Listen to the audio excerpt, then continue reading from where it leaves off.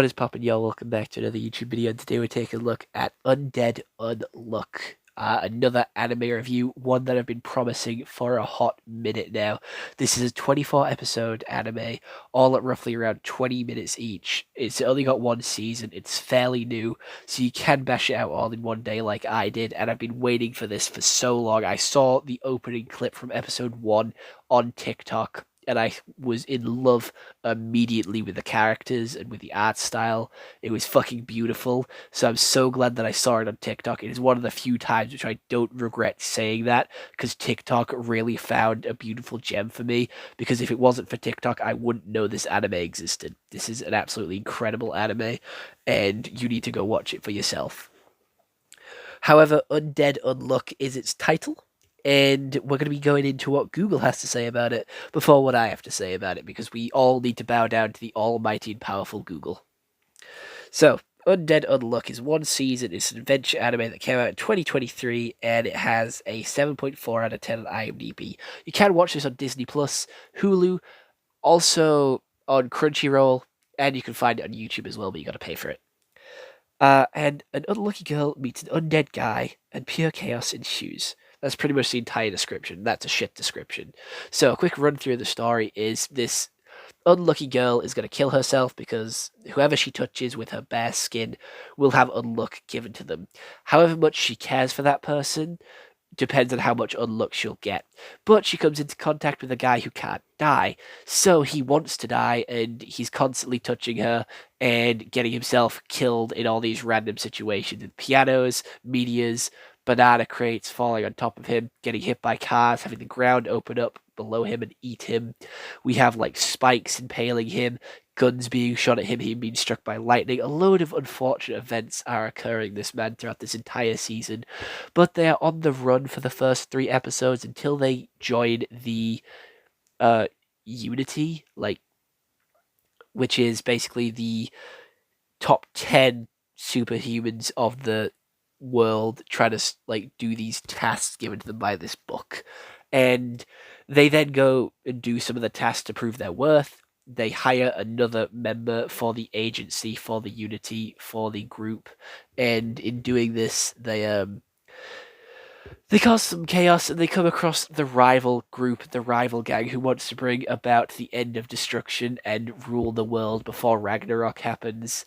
We get a visit from some aliens, which get absolutely demolished, and we get a mission with each one of the members, learning a little bit about their backstory and a little bit about their characters. I am doing Lego customs on most of these characters, so I will dive a little bit deeper into that with each one of their Lego customs.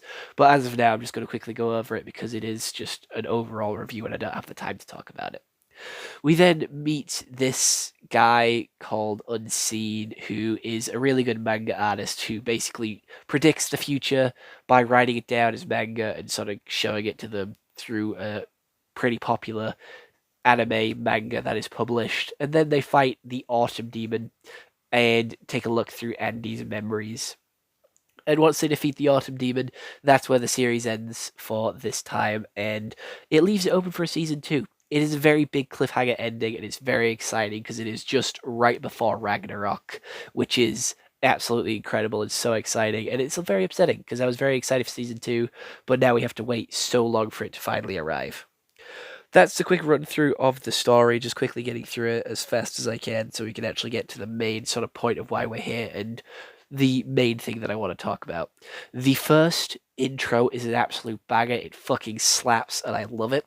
The second intro just can't compete to the first one. It's pretty mid, it's pretty shit, and I'm not a huge fan of it, to be fair. I prefer the first one, just the visuals, the colours, the storytelling through the intro. It's a lot better, a lot clearer, and a lot more interesting and intricate compared to the second intro. I don't know, it's just my opinion. And that's why we're here, to take a look at my opinion, because it is the best opinion and the only opinion you should be listening to. The character design is absolutely incredible. Everyone is iconic and memorable. We have Andy with his tattoos and his grey hair and the sort of cork in his brain. We have Unluck or Futa with her iconic sort of red beanie that she wears all the way through. And their character designs are iconic. They're memorable. They've always got something about them which makes them snappy, easy to point out, easy to see. And it's just perfect. I like it when characters stand out and when they are easy to remember and they have good designs whilst also following the designs of the other characters and having similar sort of traits. Like they all have to wear suits. That's just the uniform that they have to wear, but they make the suits their own because Andy majority of the time has his arms sleeves rolled up, which is really interesting. And we also have like Andy's like blaze is normally buttoned up, or he doesn't have a shirt on at all. Whereas Futa's is always open, and it's just little subtle character designs like that that make them stand out compared to the rest of them, and it just makes them a little bit more interesting, gives them that extra bit of personality. Because Billy, his blazer just rests on his shoulder. He doesn't even have his arms through it, and he does have like a gun holster.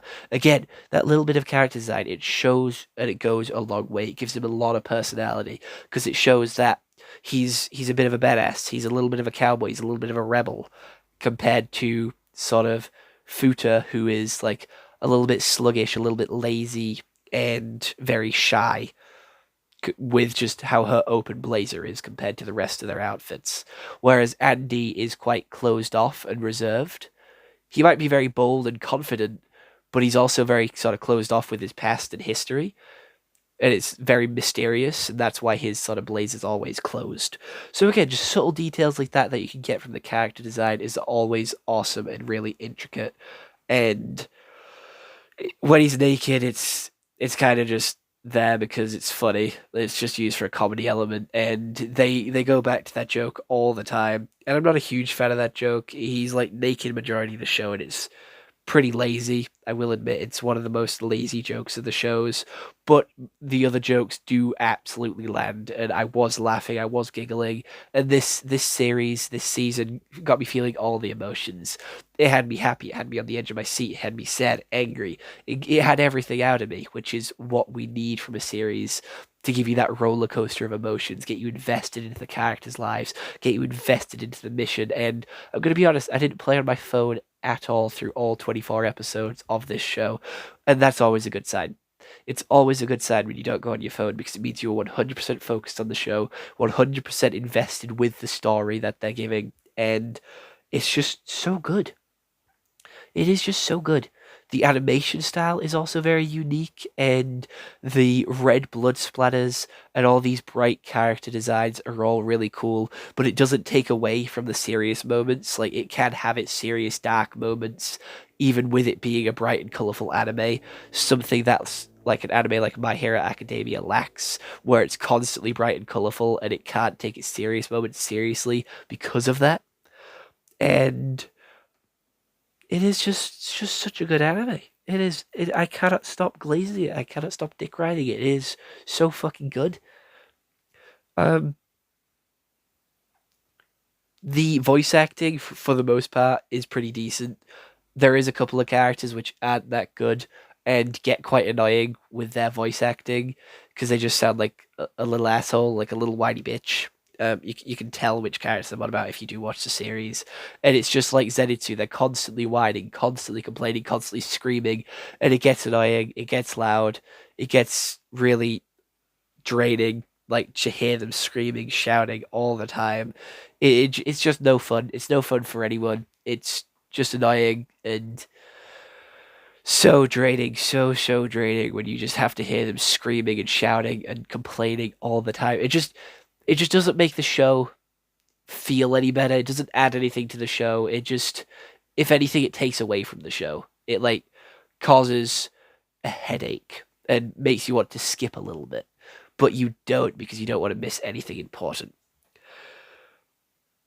Everyone had their character arcs. Everyone had their sort of grow up and their sort of training arc where they learned how to use their powers, learned how to control it, learned how to team up and sort of work together as a team.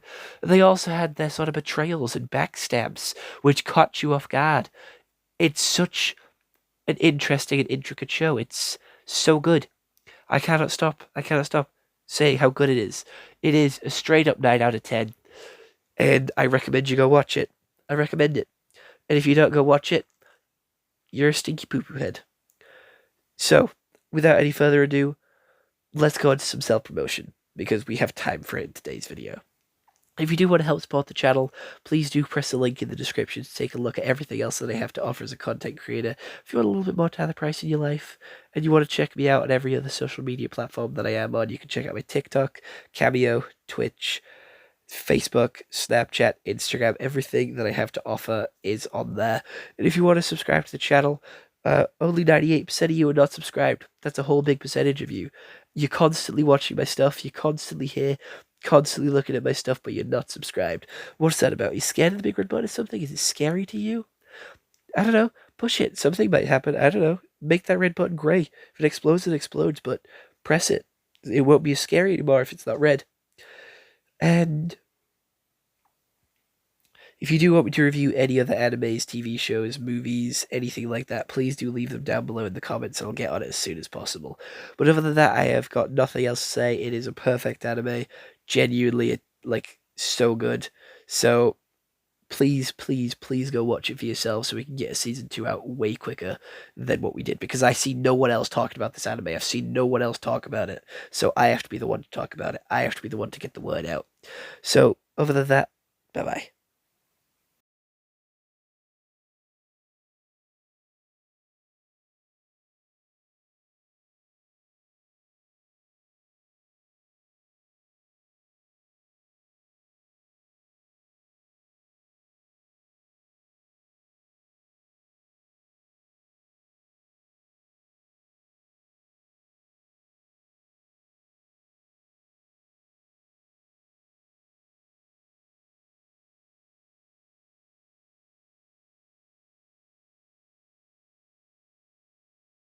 Goodbye, you can go now.